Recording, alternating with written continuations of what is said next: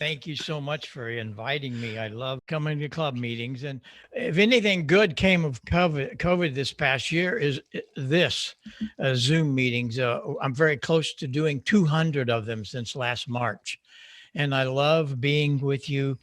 But the most of all, I love sharing the science of this hobby, and that's what's so important. We're gonna get into some things. Number one, a little bit of my life.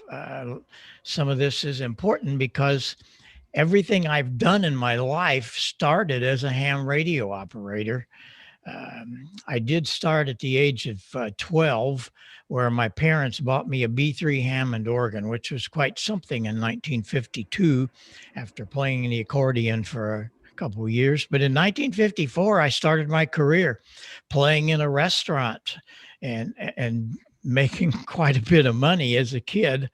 But a year later, I became the substitute organist at the Fox Theater in St. Louis. Now, why I tell you all of this, because you're going to hear a lot about this tonight. I learned to listen. Stan Can was the organist there, and he got a hold of me, and I became his substitute organist and a protege of Stan. He was a famous organist around the country and so on. I was very blessed by him wanting me to help.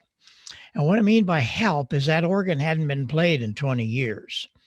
And he needed somebody to help him tune and voice these pipes. There were over 3,000 from 1 inch to 32 foot long. Now you'll notice in front of me are a rank of what we call brass trumpets. They were real brass trumpets, and they were blown with air. That's the way the pipe organ works. But we had to voice and tune them.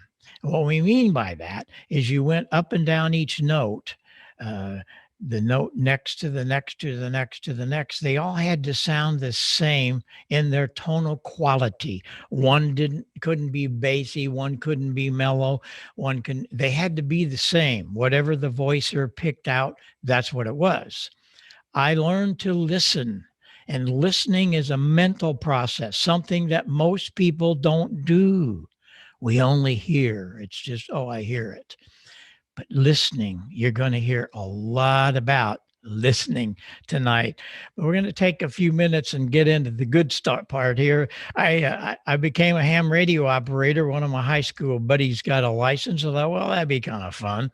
Went to Walter Ash Radio in St. Louis and bought a Harvey Wells SX99, that big box you see there on the right. That's an RME 152 converter that I could listen to 6 and 2 meters. I was a technician for 17 years. Why? Was because I got into this hobby at the start of the biggest sunspot cycle ever. And a lot of people that weren't around in those days, they kind of like don't believe me, but the bands are open like practically all the time. I'd come home from playing the theater or the restaurants and at midnight, and 6 meters was open all through the morning. It was open all the time. I was having a wonderful time, but also the VHF bands where we could experiment. That was really the big part of my life, was being able to experiment. I'm listening around on 6 meters one evening, and I heard the most ridiculous signal. I thought, what's wrong with this guy's audio? It was all distorted, and I didn't get this.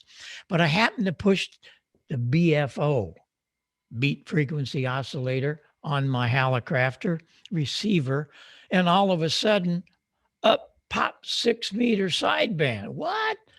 Sideband wasn't even on 20 meters very much. So it was kind of in the infancy. And here was somebody on sideband on 6 meters. You certainly couldn't buy anything. Well, I started talking to him each night. He was so amazed that anybody would talk to him, because a lot wouldn't. They didn't understand what he was doing. But this young kid took to it. And who it was K0DGE. And he was building this single sideband transmitter. And I told him I come into St. Louis to play the organ and 3 or 4 times a week. He said, well, why don't you come and see me? So I did. And he gave me this address, and I rolled up in front of his address, and it was KMOX radio. Larry Burroughs was the chief engineer of CBS KMOX. He took me under his wing. I asked him, I said, would you build me one of those sideband transmitters? This sounds like fun. He said, no, I'm not going to do that. But I'm going to teach you how. And he did. We started off by, I bought a Central Electronics. That was a very early, one of the first sideband commercial transmitters. Most of them you had to build in kit form. And it had plug-in coils. So I built it all, and I got a grade of 100 from Larry. I'd take it to him during various processes of building. And we had a 14 megacycle sideband transmitter. Well, how do you get to 6 meters? Larry taught me how to use a grid dip meter. I bought a Millen, still have it, still use it. Went to Walter Ash, bought a raw chassis, 6U8, 36 meg crystal, and bingo, I was able to have a 36 megacycle oscillator. Thank you, Larry Burroughs. Plug it in the crystal socket. I was on 6 meter sideband. The station grew very quickly. I was really blessed that I was able to buy all of this as a young kid because I was doing very well at playing the organ in the restaurants and the theater and so on. But I just loved it because it was so fascinating. But there weren't very many of us on sideband. I was a rare bird, I come to find out, but that's okay. I was an antenna nut. My loving parents allowed me to do just about everything. And of course, I was able to afford all this. That's a 110-foot Roan with a 36-foot long Telerex and a pair of J-beams for 2 meters. I didn't use 2 meters much at that time, but you'll see that antenna. It's a little difficult to see, but the antenna, the elements weren't all horizontal or they weren't vertical. It was a 6-meter spiral array from Telerex. What this was about, when your signal leaves your antenna, it doesn't stay in that plane. Because of phasing and atmospheric conditions, it might rotate 3 or 4 times before it ever gets to you. And when you hear signals do these big, deep fades, it's because they're out of phase. We're going to really get into this. It's my favorite subject. But I kept doing things. I was very fortunate that south of me, Marissa, Illinois was my home, a little town of about 50 miles southeast of St. Louis in southern Illinois coal fields. A Motorola dealer down the road, K9SGD, and K9EBA. He was a construction guy. He had booms and cranes and all of that. They helped me put all of the towers and antennas together because understand, I've only been in a hobby a year or two, but I wanted to do this. I just thought it would be great. Well, it was a tremendous learning curve.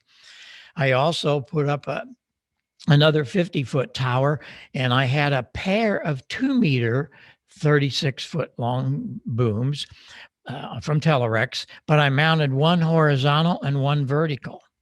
I also had a TA-33 a guy give me. And again, I was just a technician, but I used that to listen. And that I didn't listen very often, but I had it up there, no big deal. And the next thing I did is I bought a 6 and 2 Thunderbolt amplifier. Bought all of this from Walter Ash Radio in St. Louis. And I built the final. Of course, Larry's guiding me all through this. Make sure that you understand there's 3,000 volts in this thing. And he taught me to respect high voltage. I got a call shortly after I had all that station on the air, 1.5 kilowatts, a single sideband on 6 meters. It did garner a little attention. The guy called me, and it was Bob Drake from the Drake Company. Are you the guy that's got that sideband on 6 meters? Yes, sir. He said, well, I would like to invite you to come to our club meeting. We hold this once a year, and it's a technical meeting. We'd like for you to bring diagrams and paperwork, explain to us how you did it, because we went to the ARRL and we discovered that you're only one of about 10 on single sideband with a kilowatt. Oh, well, thank you very much. I didn't know that. So told one of my friends that I was on one of my 6 meter friends locally that I was going to do this. And he said, I've heard about that meeting. He said, let's get in my Bonanza and we'll go there. And so we did. Went to the Biltmore Hotel. They took all the furniture out of one of the floors. They had the Collins room, the Drake room, Central Electronics, Hallicrafters, Mosley, all these great companies were in different rooms, but they were all there. And to me, as a young kid, these were celebrities because I'd been reading about them in the magazines. You could go in and talk to Bob Drake. You could talk to Bill Halligan, Wes Shum, who brought single sideband to amateur radio. That's kind of an interesting trivia question. If you ask most people who brought single sideband to ham radio, well, of course, it was Art Collins. No, it wasn't. He was 6 years late to the test. It was Wes Shum of Central Electronics. More about that later. Anyway, where was this? There were only 600 people there in the Biltmore. This was in Dayton, Ohio. It was one of the first hamventions. It was held in that location until 64 when it moved out to Hare Arena. During that wonderful experience at the Biltmore, a guy came to me. He was from England. He said, we have an antenna company and we're wanting to do some tests with some high-powered 2-meter station. It sounds like you could handle this. So he sends over his test antenna. It was 128 elements on 2 meters. And again, my loving parents, we had a lot next door to our house that had the other towers and things, but of course, didn't cost them anything and was keeping their kid out of trouble. We put up a 50-foot Roan, and that was a 50-foot Roan for the boom. Again, my Motorola dealer and my contractor friend, they did most of this because we had to do the phasing harnesses and all that. The station grew really quickly. In 1961, I started working on a project. I didn't know it at the time, but found out later. I built the first band switching transverter so that we could then take a 20-meter signal. I built another 20A. That was the band switching, unlike the 10B that we had converted to 6 meters. It was a band switching 160 through 10. And what we did there was I took 14 megs out and put it into the SB62. Bingo, we could band switch to 6 or 2 meters and had a kilowatt on both bands. Well, it garnered a lot of attention, all right. CQ Magazine hired me because I was writing a column for them called VHF Single Sideband. That is how incredibly rare sideband was to VHF. It was the mode for the serious VHFers. VHF was a place for us to do experiments. We were experimenting all the time. You didn't get on and hear, what's your grid square? That wasn't, thank gosh, that wasn't known then. We were talking about, how'd you get here? What kind of tubes? What kind of crystals? How did you do the mixer? How much power are your mixers? All about how we built this stuff. It was an exciting time in ham radio because we could build things and learn from each other. I also was writing from VHF magazine called VHF Amateur. For one of the issues, I built a straight, just a 6-meter transverter, very simple. It only had 3 tubes, about a dozen resistors and dozen capacitors and 4 or 5 coils, nothing difficult. And so that really spurred on a lot of guys to build this and get on 6 meters sideband. I was just wonderfully impressed with all of the experimenting and building different things. But at the same time, I got a job at the Holiday Inn at the airport in St. Louis. It was the largest Holiday Inn in the chain that had 600 rooms on one floor. And I built a pipe organ for the restaurant. And there were people coming from all over the country to hear the organ. These are organ clubs and organ players and fans of the organ. And I put the pipes in a case behind glass. All the instruments you see on that piano, they all work from solenoids from a pinball machine, all operated from the keyboards, just like the pipe organ. Theater organs had all of those instruments, pianos, xylophones, all that. However, they were air driven. These are electrically driven. Well, I had played about 12 years and I just got tired of all that. And I said, I'm going to do something different. I opened a little music shop in our town of 2,000 people. You're practically looking at the main street of it. My parents had a shoe store. In fact, if you look real careful down there, there's a guy standing with a white shirt hanging out the front door. That's my dad. That's it. That's mom and dad's clothing store, Bob's shop. And I started this. I was a Hammond organ dealer. I was very lucky because I knew a lot of the people who had Hammond organ. I had worked for them early. When I was 18 years old, I would be a demonstrator at the NAMM shows and all that. So I knew people that could get me a franchise. And again, I didn't realize what was about to happen. I was able to do all kinds of things with Hammonds. We sold hundreds of them to people's homes and churches, schools. But I would build special ones, 3 manual ones, and all kinds of different things with them. I'd cut them in half so we could get rid of the wood. Instead of them being 300 pounds, they were only 200 pounds.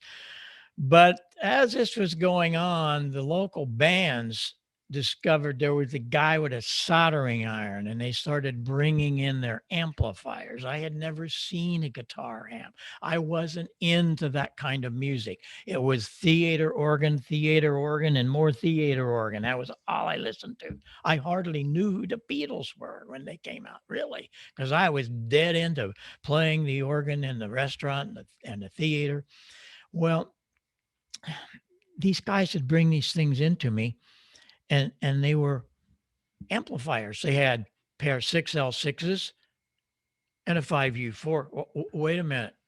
That's what's in my Harvey Wells over there. I knew the circuit very well. That, by the way, is that original Harvey Wells with the original tubes, and it's still on the air. I was on the air this morning with it. We're on 3885 weekdays.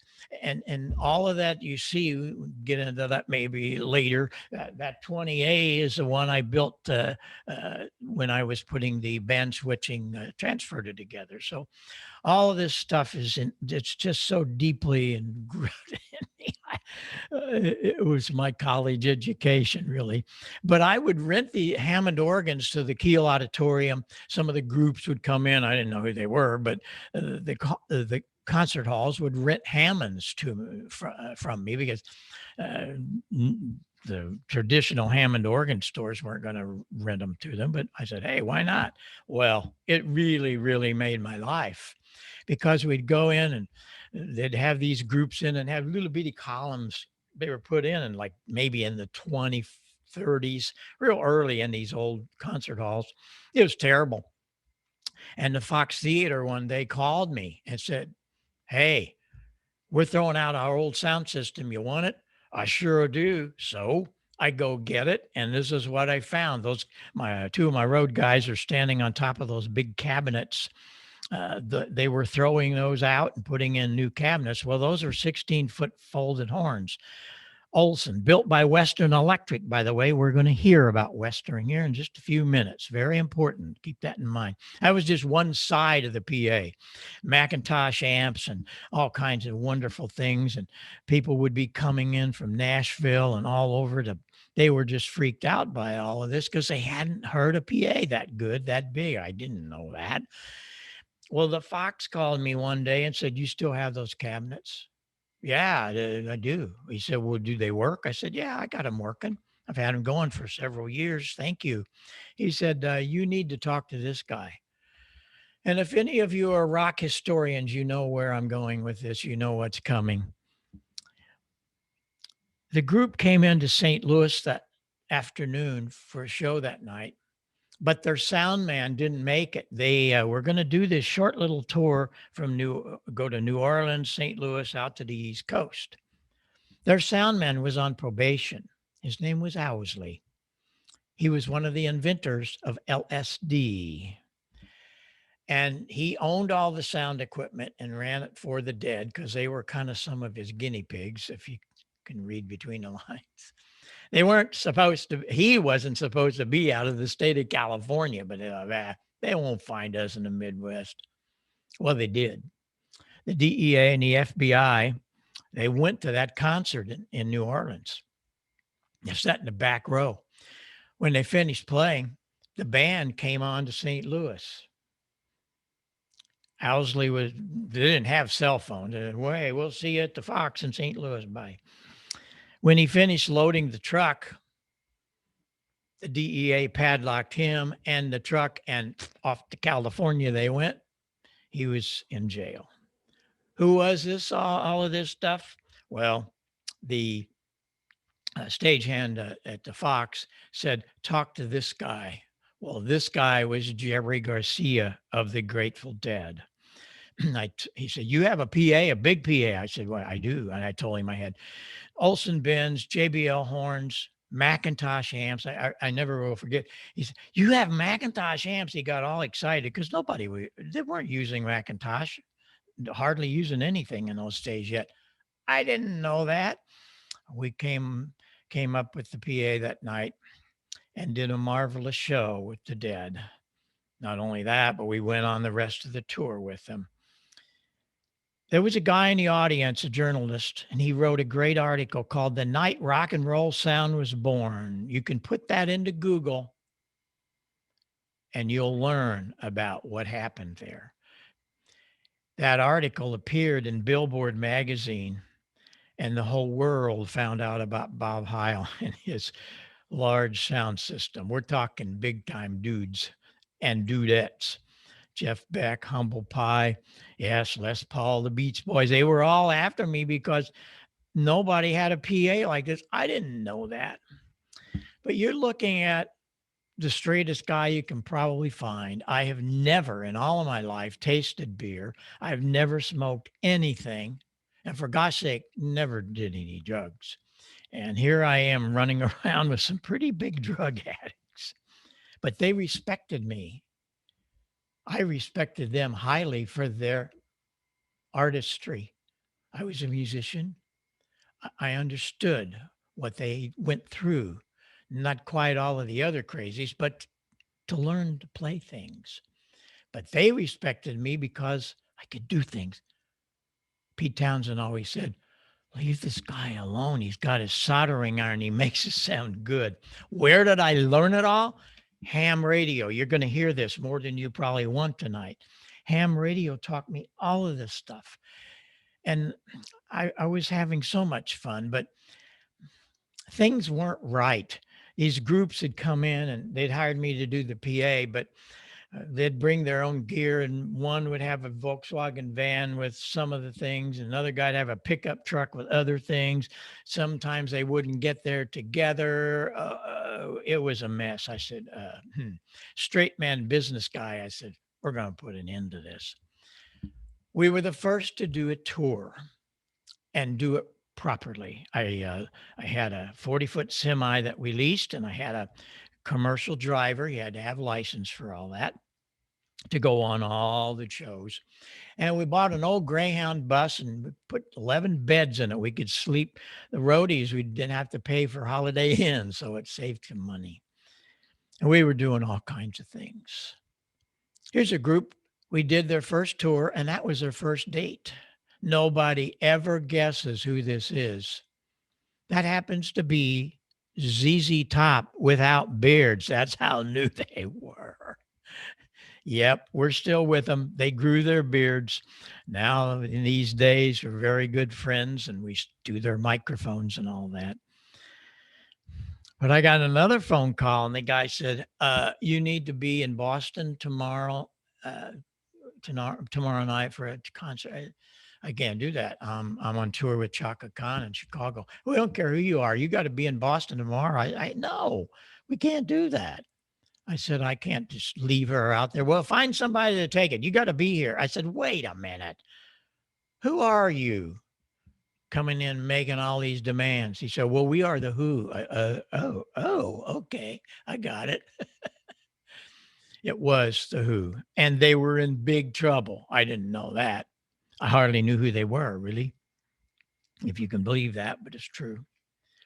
Situation was they hadn't been to America in about 4 years. And in that time span, they always blame me. The last time they were in America, they brought their little 4-foot high columns. They had 6 of them to fill 10,000 seat arenas. Yeah, sure. Well, during that period, there was somebody that was building PAs that went like this. And when they came over and did their first job with their little bitty PA, the media wrecked them.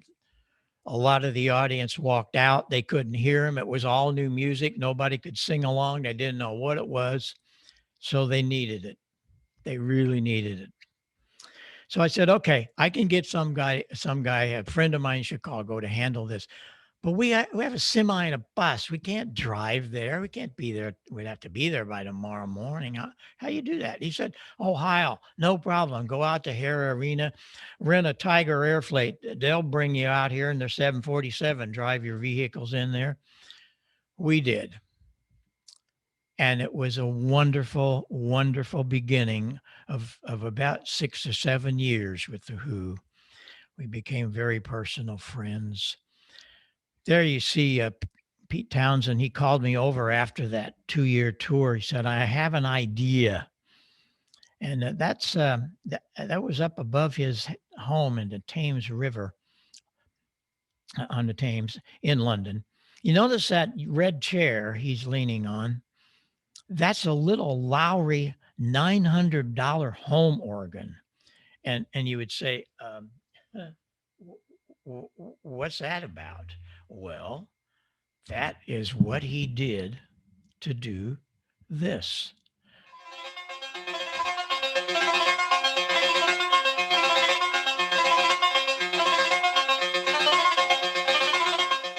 I'm sure if you were fans of the Who, you recognize Baba O'Reilly. It was done. You'll see him in that top picture with that Lowry home organ and a synthesizer. And that's how it was done. But he wanted to talk to me because quad sound was big right then. This was 1973.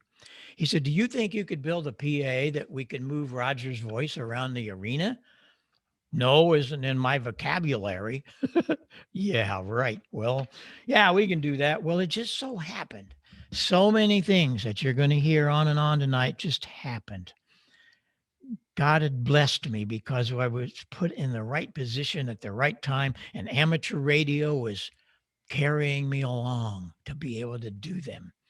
We were building a console at the time with our sister company, IES, in London. Nobody had ever built a rock PA or any kind of entertainment. It was all little things for recording or Lions Club meetings or whatever. Well, we were building this console, and there again, luck would have it, we were about a month out from finishing it, just in time we could add 2 more output channels, and it was the first quad mixer, and we built it for Quadrophenia. And it was wonderful. We started the tour, and I'm sure you remember Keith Moon, if any of you are Who fans. Well, have me come back some night and I'll do an hour or 2 just on Keith alone. I lived with these guys for 6 years. Understand, I've never tasted beer. I've never smoked anything. Think about it. And I'm with the Who. But they respected me and I respected them. opening night of Quadrophenia at the Cow Palace in San Francisco. I always stood behind Townsend's amps because he was the mastermind. And if anything was wrong or he wanted to change anything, I was right there. They had their own audio mixer. Bobby Pridden had been with them from the start. He was out in the middle of the hall. That was interesting. We were the first company to do that. Everybody else mixed on stage. And I figured out, no, we can make a multi-cable with multiple microphone leads, and let's go out front where we can hear. And it really revolutionized the whole entertainment rock systems. And I'm standing there halfway through this first number, and I look over because Mooney's about maybe 8 feet away. Saw some incredible drumming. Unbelievable. This guy was something. And he collapsed over the drums, and band kept playing, and Townsend came over and looking at me. What's wrong with him? Oh, he just goofing off. No, he wasn't goofing off. And if you know anything about what I'm about to play for you, he had collapsed. He'd collapsed right over his drums. And this is what happened. We had to carry him off. A couple of the roadies and I.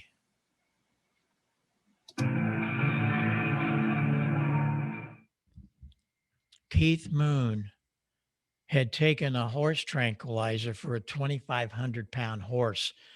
The little drugs, they weren't enough. So he took this horse tranquilizer. There's much more, but we don't have time to get into it all, do we? They gave me a gold record for that tour, and I'm very, very honored, bro. That's Bobby Pridden with me in that picture. That's one side of the PA that we did on the Quad Store. One of the things, here we go with ham radio again. Nobody had monitors. You couldn't have a monitor. What are you talking about, a monitor, Heil? Well, when you build a big PA that's going to put 10,000 watts out into an arena, you can't take a speaker on stage. It's going to feed back, right? Mm-hmm. So what do? Well, it's very simple. I started this with the Grateful Dead with 2 microphones. One of the microphones fed the system out front. The other microphone fed the monitor system. But the microphone was out of phase. And you're going to learn a lot about that in about 7 minutes. Because of amateur radio phasing, remember that 128 element antenna? I learned so much from that. Remember those pair of 2-meter arrays, vertical and horizontal? I had to phase them. It was the secret. And we really became known for that. Billy Graham's people came to me. I was out with Billy for a couple of years because they were amazed that he could finally hear himself. There's a whole night right there telling you about those days. But then Paul Klipsch called me. Oh my. Paul Klipsch was the father of hi-fi. He was in the golden age in the late 40s and 50s. He practically invented high fidelity, wide response, no distortion. He came up with the folded horn that you put this horn in the corner of your room, and you had to have 8 feet one way and 8 the other with nothing on it. They became the last of the 16-foot of the folded horn, which meant your room was part of the speaker. And if you never experienced, notice I said experience, not here.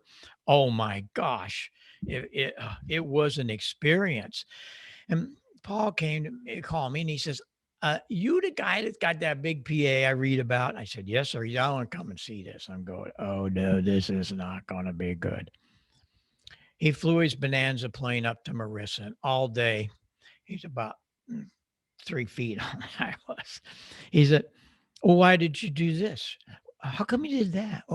how'd you learn that? Really? Ham radio. What, how did you do that? And that's how you ham radio. And he was like asking me questions. He didn't cut me down or anything. I found out later he was just on a vendetta to find out something he didn't know anything about. Well, it was an incredible time in my life. He put me on this plane. We went back to Hope, Arkansas that night. For the next couple of days, young Bob Heil was absolutely entrenched in things I'd never heard about, but I needed to hear it. Now you need to hear this.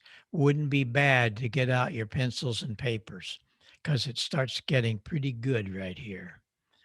He pointed me to a lot of things during those days. Didn't tell me right away, but he pointed me. I was able to go to the library to do this. He guided me to the studies of Bell Laboratories, which was referred to as the idea factory of 1920s. Bell Labs was the consolidation of AT&T and Western Electric, which was the manufacturing arm of the Bell system. They put 4,000 scientists and engineers on the case. They were assigned to the newly created Bell Telephone Labs, and they were fully dedicated to researching how the human ear worked. And understand, listen up. What frequencies were most important to understand the spoken word? What is all of this about? Here comes some of the good stuff. I'm going to change microphones. And what I mean by good stuff, things that you just don't hear about. And that's why I do these. You think of the hundreds of hours, thousands actually, that I spend bringing this to you because it's so important and you can't find it in your handbooks. It's something everybody needs. The telephone system. They put 2 wires in New Jersey and they started across the country, and every 50 miles they put a relay station. Got out to the West Coast and everything was flat. The voltage was up. The frequency response was flat. Everything was good. And when they turned on the first telephone system, this is what they heard. Hello, how are you? Can you hear me? Yeah, I can hear you, but not very articulate.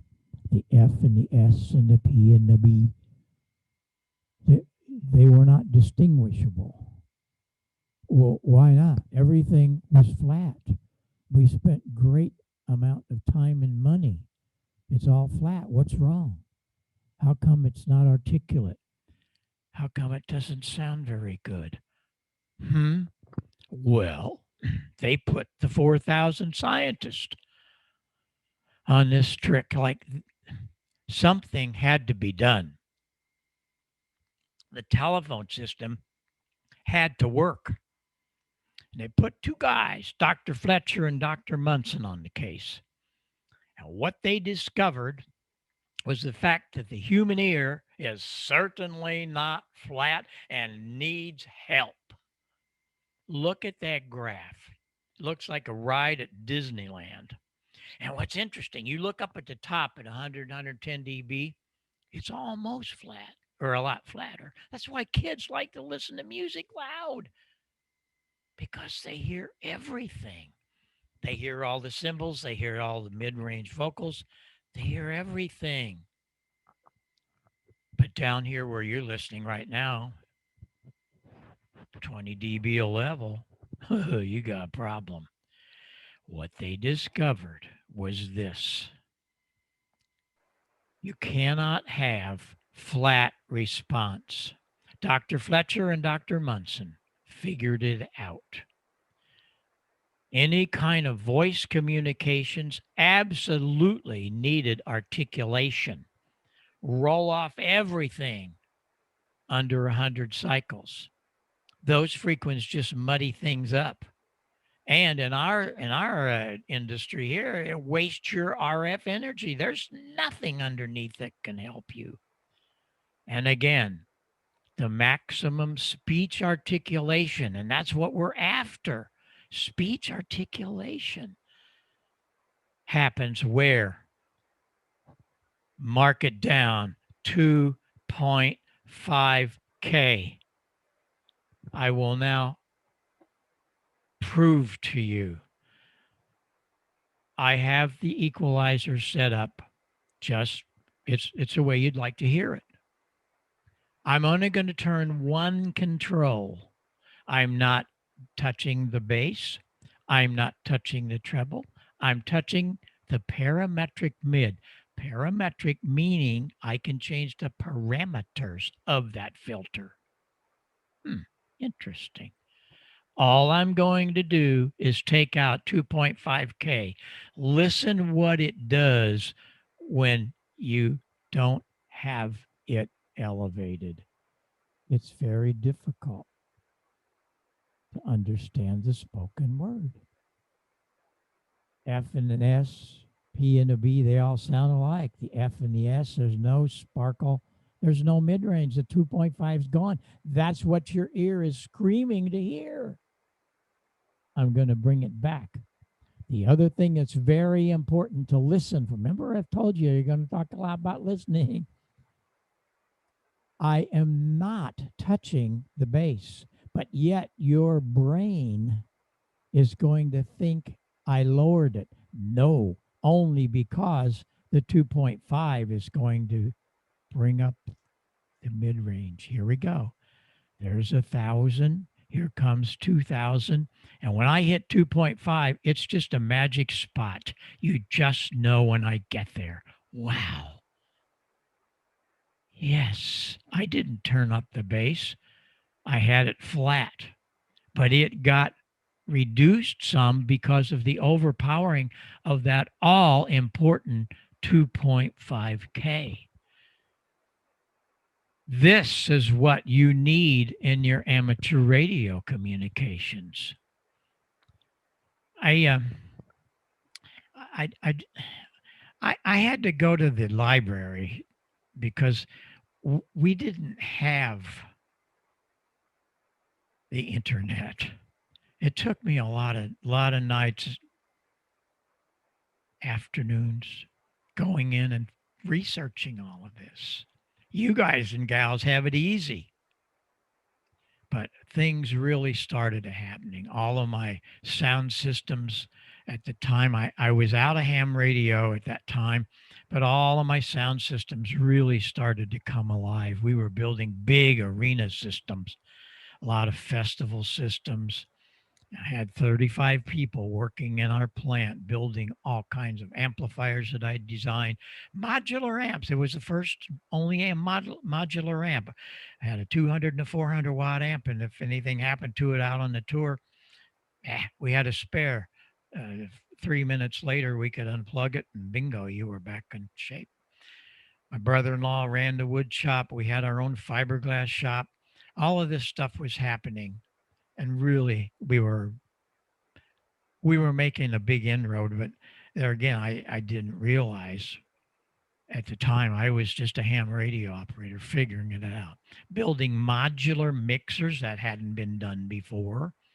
So if something went awry on a tour or in a club, you didn't have to close up. You just unplugged that bad module and put in a new one, because when you bought it, you got spares. All because of ham radio. I was able to do this. It was just so important to me.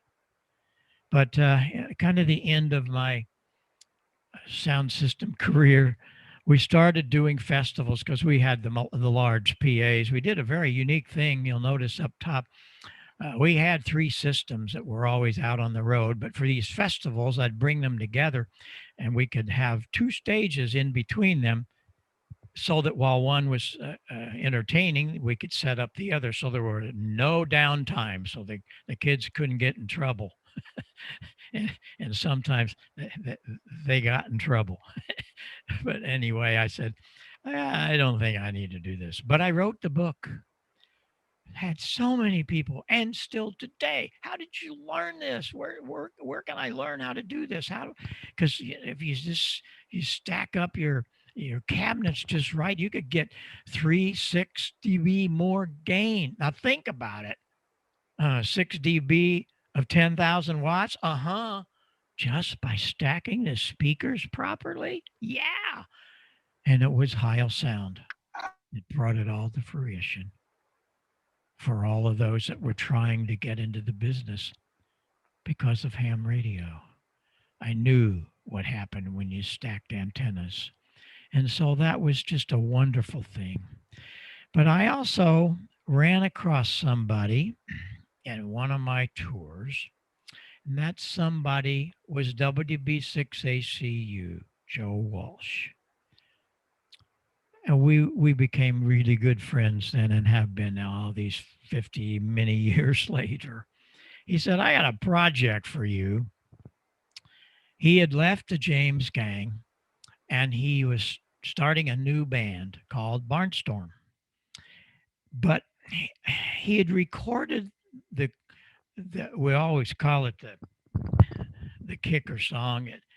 Every one of these bands, you think about it, they have one song that makes it. All the rest follow. And he'd recorded Rocky Mountain Way in Nashville.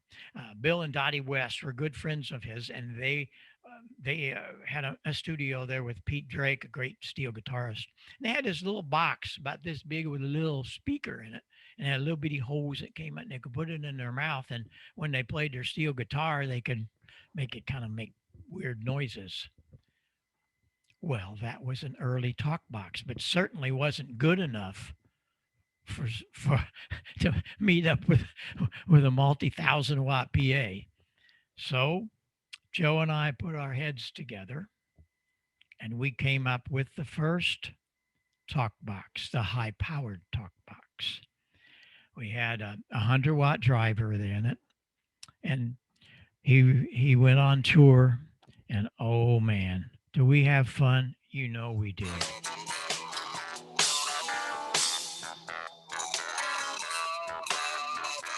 I'm sure you recognize that. Shortly after that, that was in 72. I had been doing all of the shows of Humble Pie when they came over here. And they brought over a guitarist with them, one of the lead guitarists by the name of Peter Frampton. He was a 17-year-old youngster playing guitar like crazy. Well, the management took him out and they were going to make him a solo act. And it happens a lot in those days where the guys would come over here and they'd have a 6-month green card or become a citizen or get married. There was a little gal, Penny McCall. Peter wrote a song called Penny for Your Thoughts. Penny was married in our home in Marissa. They came over here, they didn't have any kind of church things going on. And then, it was about 6 months after that wedding. She called me one day and she said, hey, I need a Christmas present for Peter. I'm with Peter Frampton now, and I need a Christmas present. Don't send me guitars. He's got a lot of them. I said, okay. So what did I do? Of course I did. I sent her a talk box. Well, you can write the rest of this one.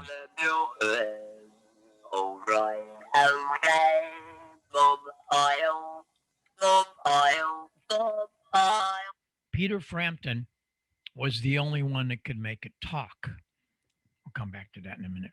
Richie Sambori of Bon Jovi. So, you know, how long could we be here doing all these things? But Frampton, we became, of all of the artists, Joe and Townsend and Frampton were really some of my best friends were still out there. If you haven't read Peter's new book, you should get it. It's really good. Tells all those great stories. But he uh, he made it talk, and it was a wonderful experience for me. But I had gotten out of the market. I said, I got to start looking down the road because the music business was kind of lingering long in the late 70s and 80s. I was on KMOX radio for 25 years at night doing a show called High Tech Heil. Some of you might have been able to listen to it. We covered 44 states. I also was tapped by the Hughes family. They owned the license for the first K band satellite, which became DirecTV. In 1991, I was one of the experimental stations for them to find out how they wanted to guide that satellite because it was the first one up there in a K band. And in 1994, years later, I was on ABC television in those days too, doing my high tech Heil thing, talking about gadgets that come out. And we announced to the world on ABC that it's here. We've been talking about it for years. DirecTV is here. The vice president came to my place in Fairview Heights, Illinois, in fact, where the building where the Heil Sound is today. And we installed the very first DirecTV system in a home. And it was wonderful. I was doing a lot of shows in those days, CES and NAB, all those shows. I was doing a lot of things with my home theater. Ray Dolby came to me prior to one of those shows as we were setting up. He said, "Hey, I got this new box. How about using it?" Well, his new box is the hand-built prototype of ProLogic, so we started working with Ray.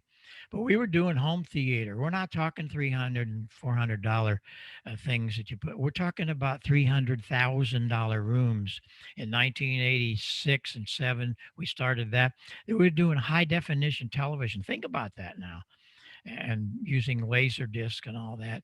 And all of that design stuff got me into this. I had a gal come to me one time and said, "Hey, I got this old home in the basement. Like, what do you do? Can you do something with that?" No, it's not in my vocabulary. Of course we did. That's what we did to her room. Yeah, that's what it was back there behind that curtain. And another guy came, "Hey, what do you do with this? Can you do anything with your home theater?" I absolutely can. And it was just a wonderful time in my life. But after 12 years, I said, "Hey, I got to come back to radio. This is crazy." And so I did. I wasn't quite sure what was happening, 1976, but I had at the time a lot of people were bringing me their CB radios to fix, and they were all simple things usually. I'd fix them. I'd go, meh. But then I got to looking at them one day. You know what? If I changed a crystal and I did a couple of retunes on some coils, I could put this thing on 10 meters, but it's AM. I still had my printed circuit board section of our plant. It wasn't working, but it was still there. Started making demodulator boards, and I came up with the first 10-meter FM rig.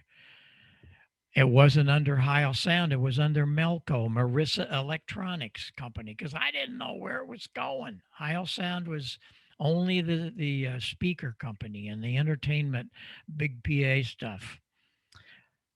Well, I found out that High Gain was going bankrupt. I called Andy, the guy that owned High Gain, and said, "Hey, you got anything you want to sell?" Because those boards were perfect. I bought a semi truckload of these circuit boards and built the chassis and stuff and called back some people in my plant. We started putting these little boogers together, but in kits. And it was really an active thing. I'm sure some of you knew about it. I hope some of you have got it, and I still hope some of you are using it. I wrote the book, the 10-meter FM handbook, how to take a CB radio and put it on 10-meter FM.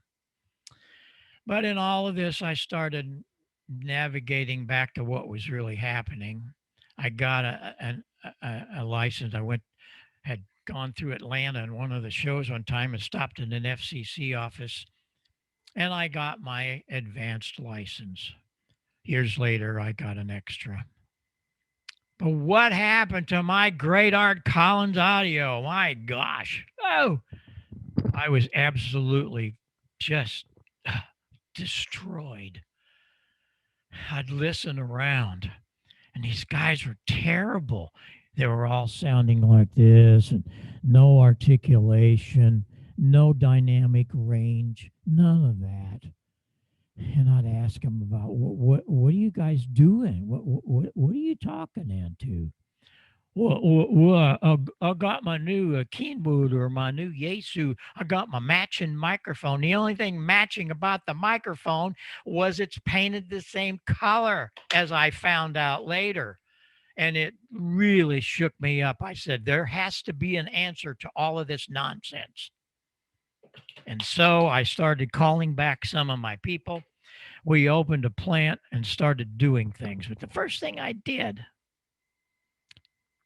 is I built an equalizer. We really needed it. I proved that to you a couple times already. I built the very first equalizer ham radio ever saw, called the EQ200. I didn't know where this was going. It has two filters, one on the low side at 160 hertz. I set it at 160 with lots of experiment. All you could do is notch that or boost it. You certainly didn't want to boost it, but notch it. I bet you know where I put the high filter. How about 2.5K? And you didn't want to notch it. You wanted to boost the heck out of it. But you can make things come alive. So all you guys that say, well, it's going to be flat. Really? You like the sound of that? I bet you like that better. Especially cutting pile-ups, you can get even worse, which we're going to get into later. But the situation was, I wrote an article and I sent it to QST, and they published it. Not only did they publish it, the ARRL came to me and said, this is a very big move in amateur radio. Nobody had ever done this. And the article is going to be the lead article, and it's going to get the cover award. And I was so blessed and honored because it wasn't anything special to me. Gosh, it was an equalizer. But I didn't really know. I hadn't been back in the market to figure out that, wow, there really weren't equalization. So, interesting. 1999. At one of the Dayton Hamventions, I had done something that was kind of interesting. I had gotten a letter a year before, and it was from Dr. Inouye Communications, ICOM. He sent me a picture of his station, and his station had one of my Goldline microphones and one of my EQ200s. I'm going, whoa, Heil, what did you do here? And we started discussing this. I'm thinking of new radio. A new line, I want to have your equalizer. And so from the Pro 1, the Pro 2, the Pro 3, all the way through to 7610, the great 7300, the 705, all of those have my equalizer in them. And all the graphs are there and charts. But again, a lot of guys, they didn't read the manual and they were afraid of it. They didn't need equalization. I don't need that darn EQ. How many times did I hear that? Well, yes, we do need equalization. I've proved it to you several times. And it was very simple because when we set up all of the ICOM rigs, there it is. I set the frequencies of the filters. There's two of them, bass and treble. All you had to do was notch or boost. But the very first thing, now catch this, listen and watch. Listen, don't miss this. The first thing you do to any transmitter is set the transmit bandwidth. Okay? Why do you want to do that? Because you don't want it to be down at 50 cycles and you don't want it to be out past 3. So you set it. And if you're doing rag chew, it's very simple. You set the bandwidth, TBW, at 100 on the low end and 25 or 2900 on the top end. Then you go up and you dial up the bass, roll it off, minus 2 dB, treble, plus 3. Bingo. What happens if you're doing DX? Well, I don't want any bass, and I don't want all the treble. And so you set that transmitter bandwidth to 500. I don't want any of that low end. It means nothing into communications. So you set it 500 to 2500. You crank up all the treble and roll off all the low end. Yes, it is not pretty sounding. We designed the elements years ago, and the DX guys love it. Here's another example. This is our Pro 7. This has our element that does it for you. It's the worst sounding element fidelity-wise you could ever dream. But what happens to it? Oh, buddy, it puts it right where you want it. Exactly where you want it. I've told you several times tonight about that. Because here's what's happening. Here's exactly what's happening. Your transmitter bandwidth is going to be set to say 100 and 2900 for rag chew. You think about your RF being air in this balloon, okay?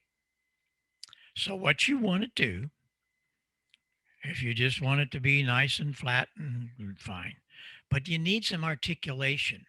So when you open up that 2.5 a little bit, what does that do? Well, when you do that, it's an open door. And at 2.5K, it comes screaming at you. And when the DX narrow it up even narrower, it really gets up there, just as you heard a second ago. No, it's not pretty. However, you are the top guy on the totem pole.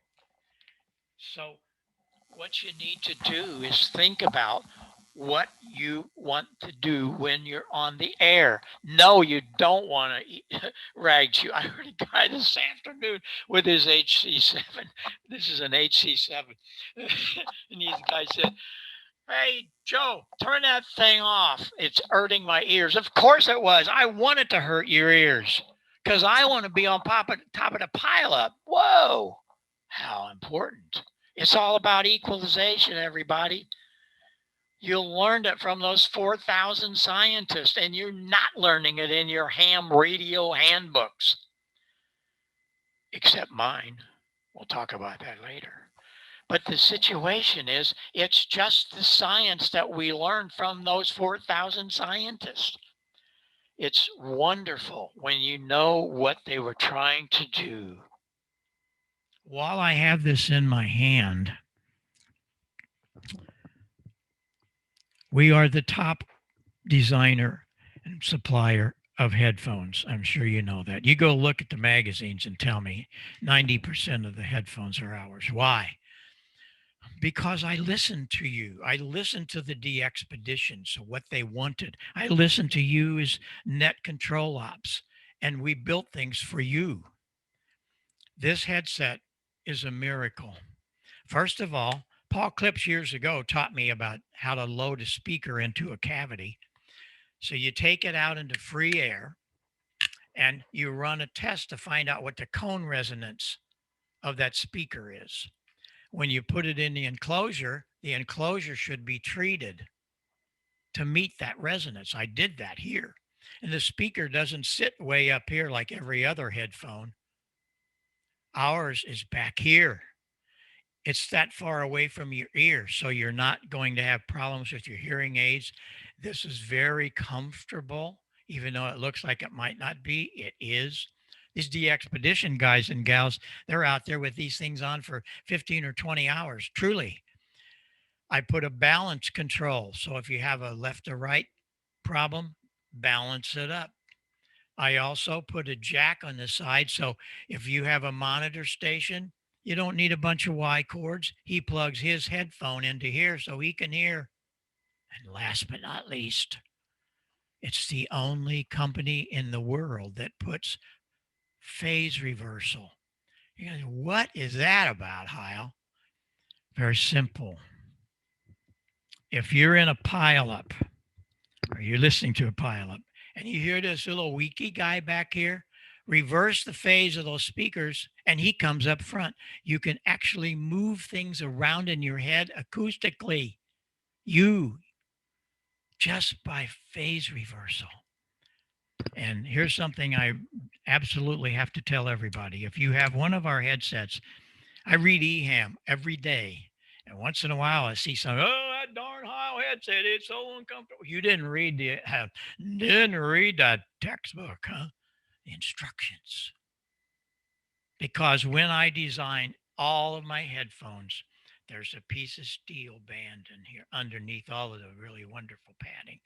So if you have a little pinhead like me, no problem. But if you got a bigger head and you want more, don't worry, you're not going to break it. It's all about listening to you guys and gals, and we build it for you. And again, it's all about equalization. And the phasing, what's that all about? Well, if you haven't learned anything yet, you'll never forget the next 4 or 5 minutes. I'm going to unplug this. I have 2 microphones. And these 2 microphones are identical. Yeah, I know they're different colors. We have a custom shop. We can do anything. Here's one we built for the late Charlie Daniels. He was a great American. I had my custom guys build me one also. And we used to build microphones for Carrie Underwood when she was wearing all those pretty dresses and matched her dresses with the microphones. Anyway. 2 PR22s. I was commissioned by Paul Rogers of Bad Company to build this because you'll notice I didn't change the EQ, but it's really in your face with 2.5. That's what he wanted. He wanted a very articulate microphone that he didn't have to worry about his sound man that could never get it adjusted right. Just plug it in and go. Okay. Here are 2 microphones identical. They sounded like, of course. A little side step here. These are in phase. When I speak into these, the diaphragm goes down into the voice coil. Okay. What happens if I talk into both of them at the same time? The meter is going to go up 3 decibel because I doubled my power. Now, wait a minute, Heil. You mean if I had a 500 watt amplifier and I wasn't cutting it because I didn't have any EQ. I don't need any darn EQ. I'll just go get me a big powerhouse amplifier. I'll get me a kilowatt and I'll double my power. Okay. How much are you going to gain? The science tells you you're going to gain 3 dB. That's it. 3. Do you know how loud 3 dB is? You're about to learn. Watch and listen. When I bring these together, it's going to double my output, double my power. Here we go. 1, 2, 3. What? Remember what I said about listening? Please do this. Close your eyes. Play along with me here. I'm going to take away half of my power. I have a kilowatt, and I'm going to come down to 500 watts. Let's see if you can hear the difference. 1, 2, 3. No. Do you know why? Because again, the scientists, if you read all this stuff, the scientists will tell you, not going to happen because the human being cannot detect 3 dB. Just a little side note that I bring to you. But here comes the biggie. I have a little plug. There's a little plug I wired backwards. Pin 2 is to 3 and 3 is to 2. I'll get it all hooked up. Oh, it's still going to work okay, but it's out of phase. Well, big deal. Heil sounds exactly the same. Yeah, it does. Absolutely. Only in this microphone, the diaphragm's going down. This one, the diaphragm's coming up. What happens when I take two signals out of phase? Nothing. They cancel. Nothing. They still work, but not together. Oh boy, I wish we had an hour or so. I love this. Let me come back sometime. We'll spend a whole hour on phasing. It's so important. And what's so ragged about it is you never hear much about it. Let's talk about this.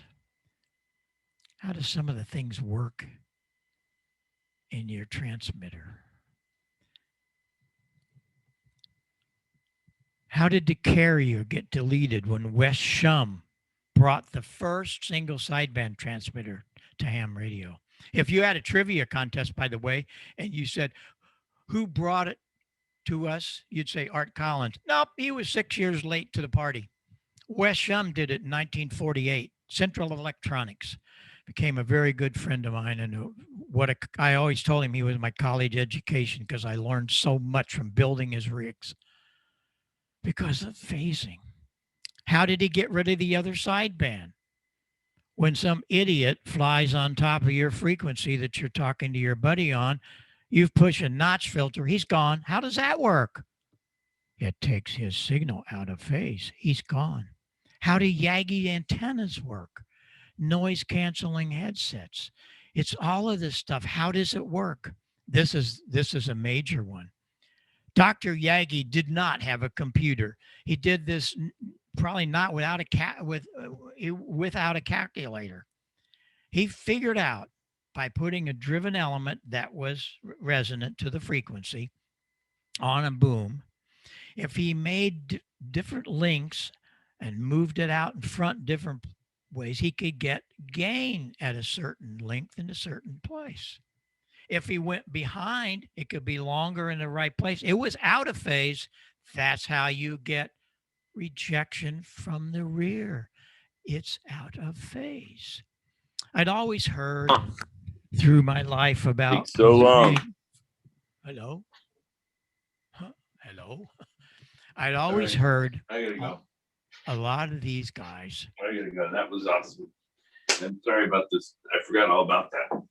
That's okay. But this is fun, huh? Mike, Sage, mute yourself. You gonna stay here?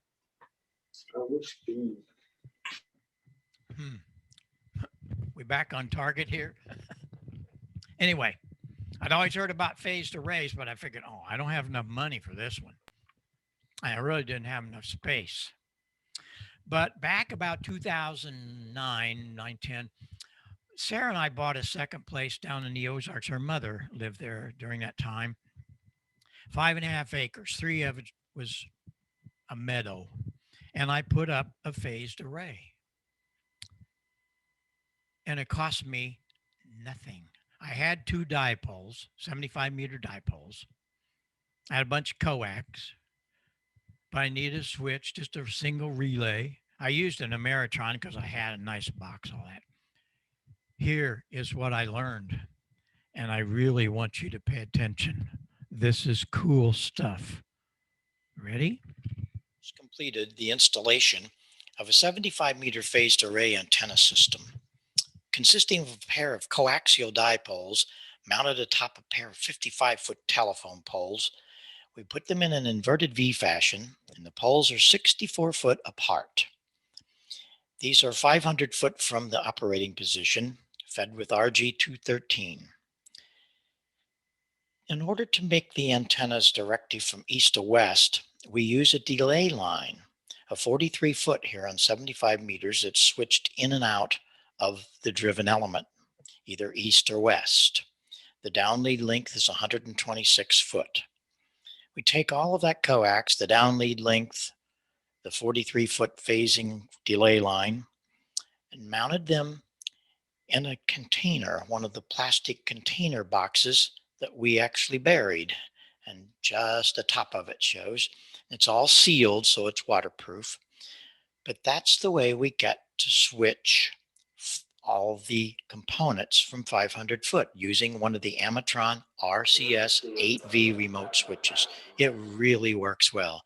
Take a listen to how we can get at least 10 to 20 dB difference east to west. Like a lot of people do, mine's usually 3 inches or so. That's just after you done mow it. And I know, probably. We get a dry day, I'm going to have to lay out there and mow. That's just all there is to it because, if you leave it that high, when it starts growing in it all, it gets looking ragged pretty quick. So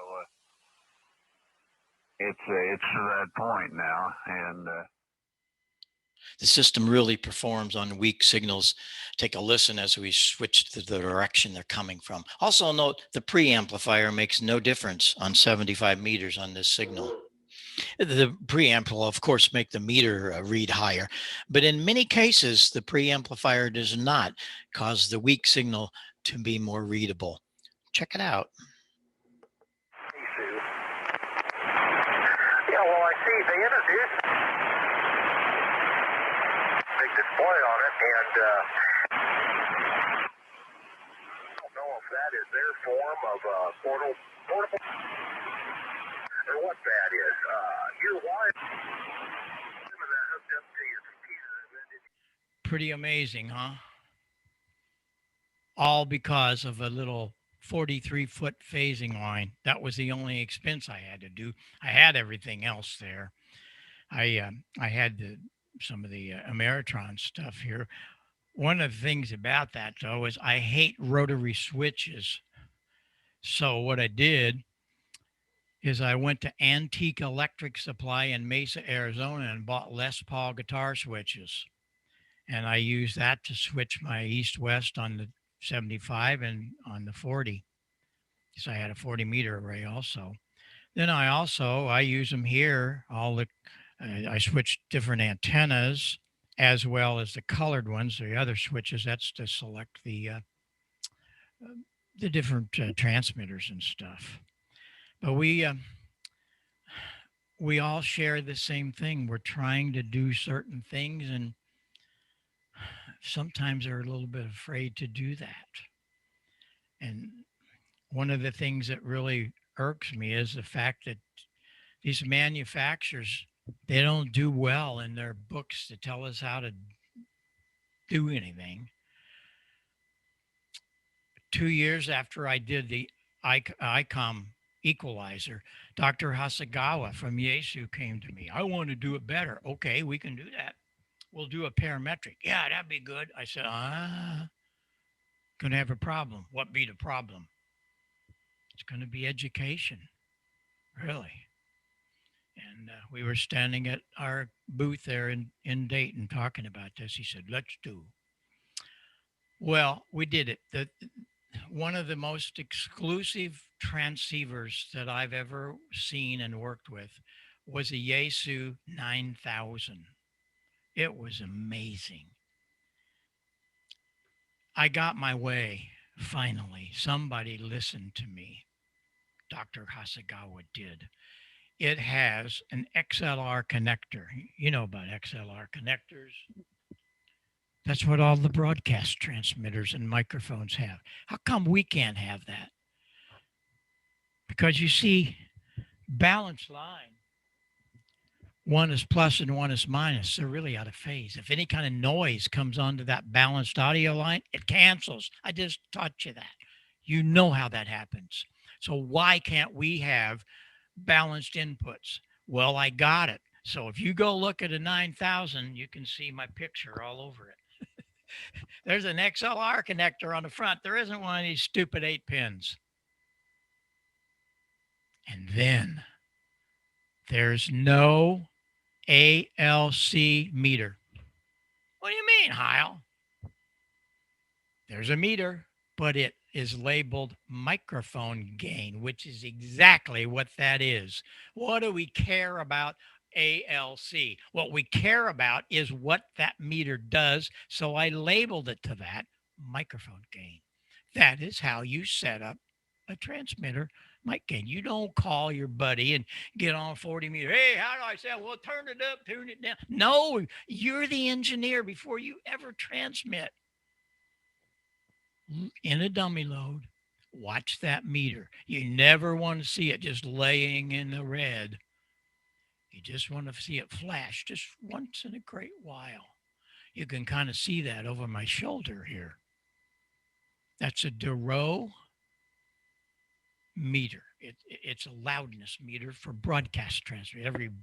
Every radio station in the world has a Duro meter. Dorrough.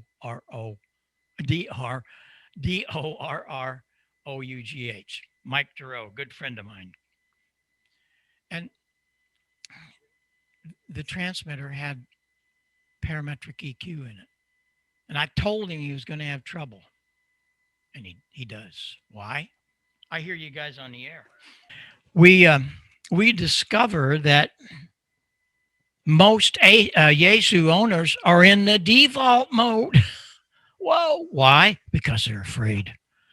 They're afraid they don't know how to set it.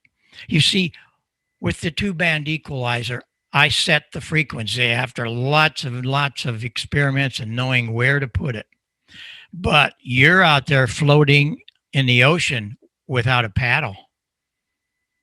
So here, pay attention. Even if you don't own a Yaesu, this is how you set a parametric EQ. Why do you want a parametric? Because you're the engineer. You can set all of the parameters of the parametric. And it's very simple. The only problem is, with the ICOM, you have 2 controls, bass and treble. With the Yaesu, you ready for this? You have 9 controls. That's why the guys get scared. Where in the world do you start? Well, let's leave it in a default mode. Bill said that sounds okay. Well, you don't sound okay. You have no transient response. You have no articulation. I know they say you sound, but you could sound a lot better. You paid money. Let's use it. I'm going to teach everyone. If I had a 10-year-old child standing here beside me, I could teach them in the next 2 minutes, and they're not even a ham. Here's how easy it is. There are 3 filters, 3 different filters in the parametric in the Yaesus, 3 of them. Let's take the first one because they're identical as to what they do. You set the frequency, you set the level, and you set the audio bandwidth. So that first one, we're going to set it at 200 hertz. That's the frequency. And the level is going to be minus 3 or 4 dB. We're going to notch that low end down. And bandwidth, 2 octaves. 2 octaves of audio. This has nothing to do with the transmitter. You already have a third of it done. Frequency, level, width. Okay, let's go to the second filter. Now, here we are again. We're out in the ocean without a paddle. Where do you set it? There's something really strange about audio. All of my 60 years been playing. There's something about 900 to 1200 cycles. It's kind of a boxy sound. You do that to your ears, you'll see what I mean. That boxy sound is. We want to get rid of that. So the second filter is going to be 900. We're going to notch it 3 or 4 dB and 2 octaves. Okay, we're almost home. You are ahead of me. Boy, I hope you're ahead of me because that means you've been listening. The third filter is going to be at 2.5K. The level is going to be +8. We're going to really punch it. We want that there. And the octave, you could do the 3 octaves, no big deal. Octaves is not that important. Now you did it. What's missing? If you're ahead of me, before you did all this, we need to set the transmitter bandwidth. But the Yaesu, you need to do one other thing. Set that bandwidth, as we said, maybe 100 or so, 200 on the low end, 2.9 on the top end. You know, we want to remember what we're going to do. If it's going to be a rag chew situation, or if it's going to be a mid-rangey DX. So that's up to you. Now, here's the deal. You do all of this work with the Yaesu. Now, listen to me. Listen. There's a save button. If you do not push the save button, all of this will never be able to be used. And Yaesu's the only one I think that has a save button. So be sure after you do all this, frequency level width, there it's spelled out for you. Very, very simple. 200, 900, and 2.5. We're going to boost the heck out of 2.5. We're going to minus the 900 and the 200 a little bit, and we're home. Now, when you look at this, way over on the left, this picture's kind of fuzzy, you can't see. It doesn't mean anything. They're assignment numbers. 101, 102, 103, 104, and so on. Those 9 filters. And they're different from different radios. The new 101 will be the same thing, but their assignment numbers will be different. But all the rest, frequency level width, that's all the same. So now you can set up any one of the Yaesus. And if you want to really pay attention to it, go to our website. There's a ton of stuff on our website. If you haven't been there, please go. heilsound.com. Under support page, there's probably 50 pages on each one of these. All things ICOM, all things Yaesu, all things Kenwood, Elecraft, so on and so forth. They're all there. They really are. And one of the other things that we have to think about is what we learned from those engineers. If you study all their papers, if you double the distance of the source, you're going to lose 6 decibel. Now think about that a minute. Let's just think about that realistically. If you double your power from 500 to a kilowatt, it's only 3 dB. But if you double the distance from the microphone, you lose 6 dB. And a lot of guys, they'll get a desk stand and they'll put it way down here and I'll just be just fine. Well, if you're 40 over 9 on a big rag chew, I guess it's okay. Well, shut up, Heil. You just go over here and you just crank up the gain all you want. And when you crank up all the gain, it sounds like I'm in a roller rink. Really, it's stupid. Can't do that. So what you want to do is bring that back to only 2 inches, no more. And you now have back your transient response. You have back all of your frequency response, and you have your dynamic range. Dynamic range, what's that, Wolf? You set the equalizer, but if you don't have any dynamic range, it doesn't fill all that in. Transient response, it's how fast this diaphragm recaptures itself. You hit it, you say something, it drives it down. How fast does it come back up to get the next syllable? And when you're doing this, it doesn't do that. So you really have sloppy audio, and you don't ever want to do this. It's why in 1981, when I first got back into radio, I brought booms to us. We're the first company that ever brought booms. And today we sell thousands of these a month to the broadcasters, and all of that. And we talk about phasing and microphones.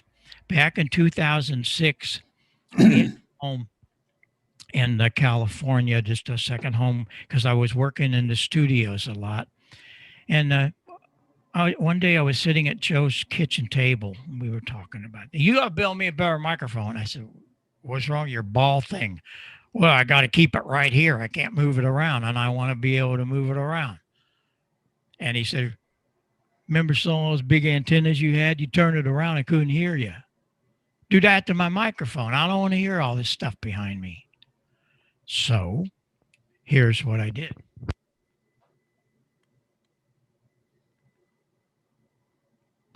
Taking the lead from Joe as to what he wanted. Got to check the level because it's a little hotter. Checking a wish list. I thought I can do this. I'd always wanted to do a large diaphragm. Nobody's done it. Shure tried it and failed. And all the condenser guys, that's a different deal. Condensers are a scourge of the earth. They should never be used, especially in ham radio. You're going to say, Heil, you're full. No, because they're too sensitive. I hear you guys on the air with, I got a condenser. My God, I hear the television. I hear your neighbor's dog. They're way too sensitive.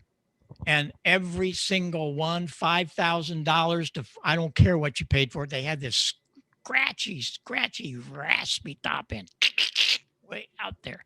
This isn't ham radio. Come on. So I wanted to build a large diaphragm, and I figured it out, how to tame 1.5-inch diaphragm. All the other microphones you can buy, I don't care what the name is, they're all, you open them up, you see what I mean? They're only little 3/4-inch, 7/8, stuff like that. Now we've got some transient response. And I have a microphone that I can move a full 180 degrees. It's Omni on the front. How wonderful. Wow. That's pretty cool, isn't it? Yes, it is. Well, what are we going to do about that rear stuff? Remember about the phasing, huh? Why not? Every other manufacturer builds their microphones with four little holes, 6 o'clock, 9 o'clock, 12 o'clock, 3 o'clock. Little bitty, sometimes 1/4-inch, most 1/8 of an inch. That's the only entrance they have for any of the outboard audio that they're going to get rid of, and it'll appear in the diaphragm out of phase. You know what out of phase does? I said, that's not enough. So what I did is I opened up the whole bottom. I set the large diaphragm element on top of what I call a collection tube. The lows, the mids, the highs, they all come screaming up the sides, 180 degrees all around the top, 180, 360 for the whole thing. But they come into the bottom because anything in the bottom of the element's going to be out of phase. So now pay attention to your screen. Here's the only microphone on the planet that will give you 40 decibel of rear rejection. 40, it's gone. Oh, it still works, but it's 40 dB down. So now what do we do? I built this for the studios. I never realized what was going to happen. Sirius Radio. They just tossed all of their RE things, and they're 250 PR40s. All types of radio stations, TV stations, and most importantly, recording studios. So you see, I never dreamed that this was going to happen to this company. I didn't build the PR40 for ham radio. I just didn't. I wanted to do it for, of course, for recording and live stuff. But there's a ton of them. There are a ton of them on ham radio. You just have to learn to tailor it. And it's mean. It gets down to 28 cycles. It starts there. No other mic does that. They might start at 30 hertz. This is even below that and goes on out to 16, 18K, well beyond what ham radio needs. But we're very blessed because the studios love it, because in a radio studio, you're sitting here and about 10 or 15 feet in front of you is a window of the producer. And those windows are usually slanted. And when you speak, a lot of people don't think about this. When you talk into something, it doesn't stop here.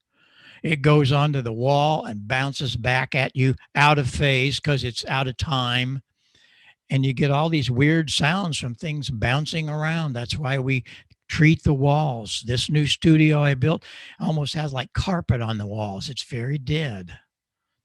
But I did it because of my audio stuff, but I also did it for my little honey organ, the big guy that's sitting about 10 feet in front of me, and all of this things up top to make the sounds. But anyway, you have to think about these things. And of course, Sirius and all these serious radio stations, they solved it all by using PR40s. They don't get that reverberation that coming back out of time. It's dead.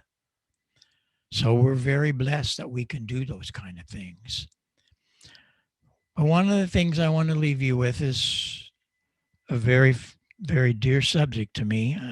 I've thought about it for years, and it took me 2 years to do it. It's time to think about the receiver. Working for these companies, so I know they don't build their own mic. They don't build their speakers. It's all OEM stuff. It's pretty bad. But they paint it the same color and sell it to you, and you think it's really cool. Well, it matches, but it certainly is not a high quality product. So I'm asking them, why don't you do something with your receiver? Our receiver, fine. No, they're only thinking of selectivity, sensitivity, all of those fun things that it had. I'm not talking about that. They're all great. And in this lab that I get to work on so many things that these companies send me, there's just not a whole lot of darn difference in these receivers. Believe me. I know you're going to go, oh, Heil's crazy. Yeah, but I got mine. It's a lot better. Not really. You always like to think that you have better. But when we put it in an even response, but every one of them share this. They have 1 watt, at 10% distortion. All of them, even the $15,000. Oh, that one might have 2 watts. Big deal. It drives me bananas to listen to these. And what do we do about it? Well, I built a speaker, but that wasn't enough. The speaker is quite amazing. It's got Paul clips written all over it. We built tens of thousands of speakers back in the day for all of our entertainment systems. So I knew from learning from Paul and the engineers applying all that science, how to take a speaker outside in free air and do a cone resonance. And when you do that, you then can build the cabinet that it will be responsive to that. So you won't have any phase distortion. You won't have any distortion because if it's right, the speaker doesn't move. The entire air cavity moves with it. This has 25 watts at 0.1%. We're talking hi-fi levels, everybody. Balance line input. But why do I want 25 watts? You only need a good watt maybe, but think about the headroom. we're not using anything at all. So the distortion really comes down. But what are we going to do with it? Well, after a couple of years, I developed what I call the Parametric Receive Audio System. This is an amazing product. It has, first of all, 2 headphone amplifiers. These are separate amplifiers. These separate amplifiers allow us to have a logger in one side and the operator in the other. But we also can have a situation, and this is what's really getting a lot of play today. Guys that have hearing loss, you can have a situation to put the left side into one and the right side into the other. So you can balance up what you need as far as level in each ear.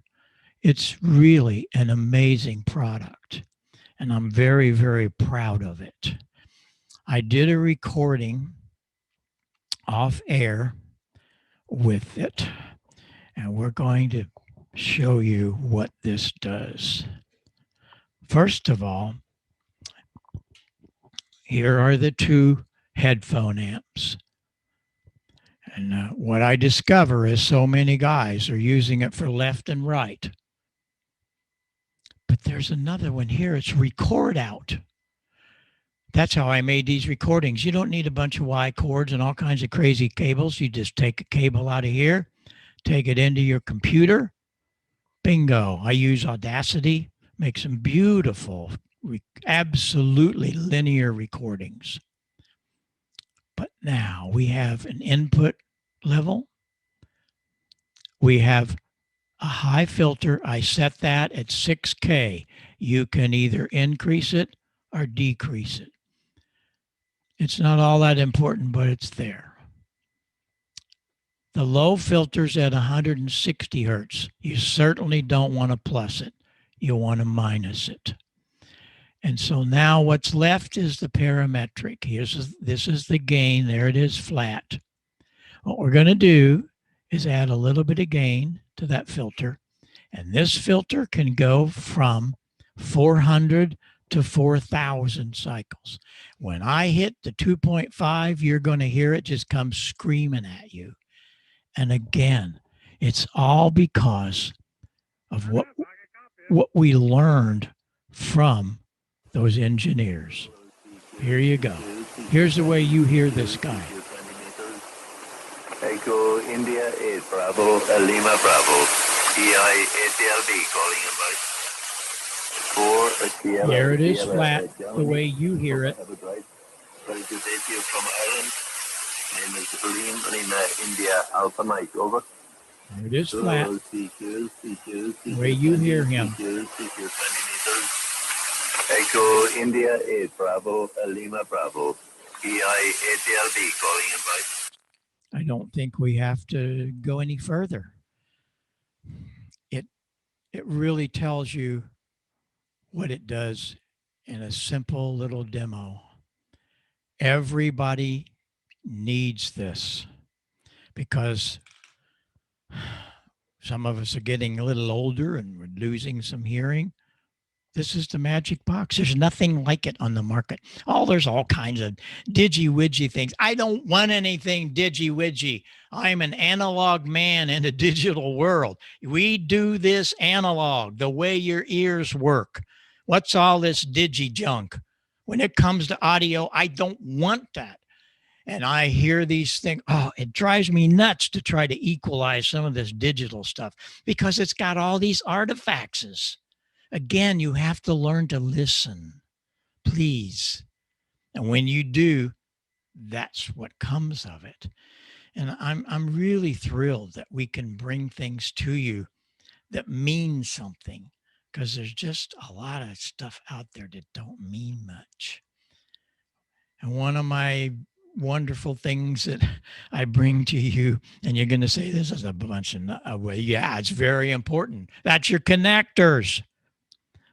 all connectors. We're talking about every connector that you have from other companies was designed in 1960 for the CB band. In I think it was 64, Foster as the company brought their little Foster connector to us.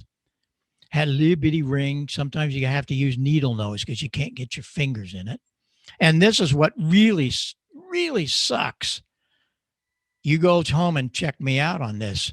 They'll have a piece of heat shrink or black tape around it because their cable clamp doesn't work. So I said, I'm going to fix this. And we did. We build our own. You'll notice how wide the ring is. But the cable clamp, there's two exits. The little one is exit for the push to talk line. So we can plug in our hand switches, our foot switches, and all of that. But the big guy, we build our own cable. Tens of thousands a month. Down the feet of this a month because we have a lot of broadcast stations and people using it. It's just the berries. First of all, I designed the cable clamp for the wire. You can pull your car with that thing. That's how tight it is. But the good part is the wire itself. Every piece of wire that you have, microphone wire, I don't care who made it. It's all 24 to 26 gauge, and it fails a lot. This is 18 gauge dual because I wire everything that I can balanced to get rid of a lot of noise and RFI. The two that's outside, here's the important thing. That blue and red are push to talk. They carry DC. Well, when you put those in your cable, they're all inside one. So you've got that DC voltage right up against that sensitive AC. Talk about RFI generators, noisy. And the shield is 100% silver braid. It really is beautiful. And I'm really happy with this because I've solved so many RFI problems with it. I mentioned it earlier, but if you don't have this handbook, you really want to look at it. It carries things from 60, 65 years ago. I didn't write it. I just compiled the many, many notes through my life. And there's things in there that you don't see in handbooks, but we all need it. And every dealer has them. If not, why, you can order it from our web store. And many other clubs now are buying these in dozen lots and giving them to their new licensees and all of their classes because they learn things that they don't read anywhere else. And it's done very simple. It's in very simple language. Last but not least, a few years back, we were invited to put a display into the Rock and Roll Hall of Fame. We're the only manufacturer in the Rock and Roll Hall of Fame. And I was so blessed by that. That console was one of the Quadrophenia consoles, and the white speaker was one of the monitors for that. And our power amps and stuff, they were revolutionary. They're all modular. What you see on behind it, that's ZZ Top's mixer we built, and the first serial number one talk box, and so on. Last but not least, a couple of years ago, I was given an honorary PhD degree from Mizzou University. It was way beyond what one could ever think about because I barely made it through high school. I was too busy. I had my career going as a freshman. I knew what I wanted to do. And so I just squeezed through. But everything that I have learned has been because of ham radio. I'm working on a project. Let's see, is that project up? You can't see some of it, but I'm working on a new project for my iCode. It's up on the top. I'm always building, experimenting, doing things. All of the gear you see on that particular console, the newest piece there is maybe 19, looking at it, 1975. It's all old stuff, but that's okay. It's good stuff. Teaches me a lot. But I do hope that you have learned some things. I look to come back. Let's pick a subject or maybe two and focus on just that, because we only graze the top of many of these important subjects. I'm sure some of you have also built the pine board. If you don't know about it, it's so important. A couple of years ago on Ham Nation, I wanted to get everyone building, and we got over 1,000 people that we know of building. How do I know it? Is that the Antique Electronic Supply in Mesa, Arizona, they have the kits all there with all the parts. This is a 75 meter and 40 meter transmitter, AM transmitter, runs 5 watts. We also, beside that, we built a microphone preamp with equalization.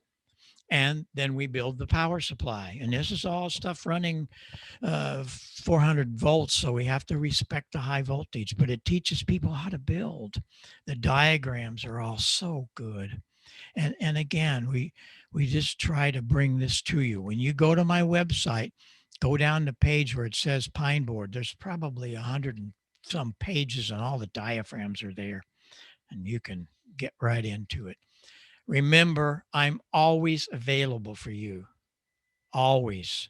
Send me an email. We'll get on Skype if it's really something we need to discuss like that. But I'm always here for you. I love sharing this hobby, and I really love helping you. That's why I do all of these. And I'm looking forward to coming back and maybe picking out a subject. What kind of good questions do we have?